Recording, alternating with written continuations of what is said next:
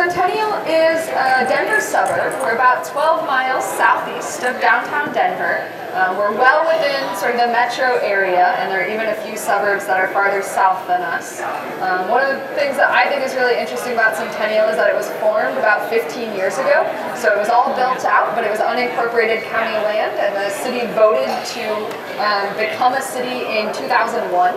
And so it's a really new organization that's still trying to figure out kind of what services it's interested in offering, what's most important to its residents who kind of historically have just thought about their own unique neighborhoods, and now we're trying to kind of bring all of those together with some sort of city identity. You know, it's absolutely essential that we talk to other cities. Centennial has a very small staff. We have about 65 people on staff, and so we don't have a lot of time to look into some of these issues and do some of that research. So, you know, being here and being able to kind of shortcut a little bit of that and learn what's worked for other cities and what hasn't has been awesome. I'd love to talk a little bit about how you end those pilots. So, you know, you found something that, I don't know, maybe was successful in some way, wasn't quite as successful as you wanted it to be. How do you sort of gracefully bring that to a close and say, this was worth it, even though it didn't meet our goals? Yes, we have constant communication.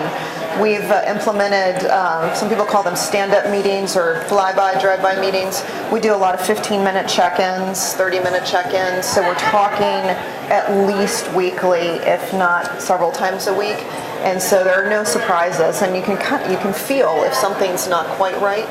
And we also have meetings that we call balcony meetings and dance floor meetings. So we're on the balcony, we're taking the high-level view, we're looking at everything and trying to figure out what's working and how the different things on the dance floor are interplaying. And then if you're just staying on the dance floor, you might not realize what else is going on around you. So again, that communication and looking at things from the different perspectives. And then we just talk, and then it doesn't feel so bad because all these things are going on. Yeah. No one, you know, people don't get their feelings hurt. You know, don't feel bad for like, hey, this isn't working. You know, cool, I agree. And then person number 3 says, well, you know what, I don't agree. So we talk a little more, and then we end up stopping because 2 people didn't like it, 1 person did. Do you bring the same people to those balcony and the dance floor meetings, or are they different groups of people? There are some different groups. So in one balcony team we have stormwater is a high priority in our organization. That's something we want to cover when we do our readiness workshop. So that's something hopefully we'll talk more about in the future.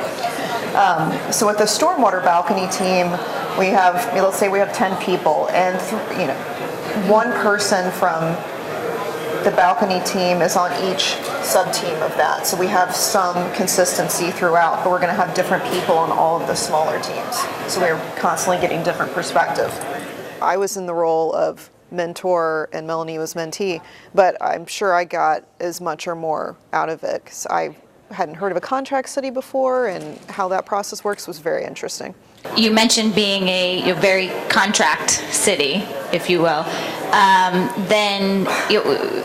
How do you get the ecosystem players, the businesses? How do you bring, we talked about our internal staff, but how do you get the businesses in the community, nonprofits, to the table to work towards, your vision? Yeah, I think, almost because we have this contract staff, we are so conscious about going out into the community and pulling in all of those partners who already are doing this really good work. And so a lot of our staff has maybe a little bit more contract management background than you might expect of traditional city staff. And so that has helped us, reach out and figure out what are the specific things that your organization can help us with, and sort of how do we tie that into, the bigger projects that we're working on. Meredith, any advice there with working in partnerships? I think I'm getting advice from her. That's pretty impressive. If you said you had 60-some employees, population of 100,000, and you have to manage all of these contracts. Right. So you're a great example. Well, you guys, you're great. That's a great example of having to figure out what you want and how to work with people.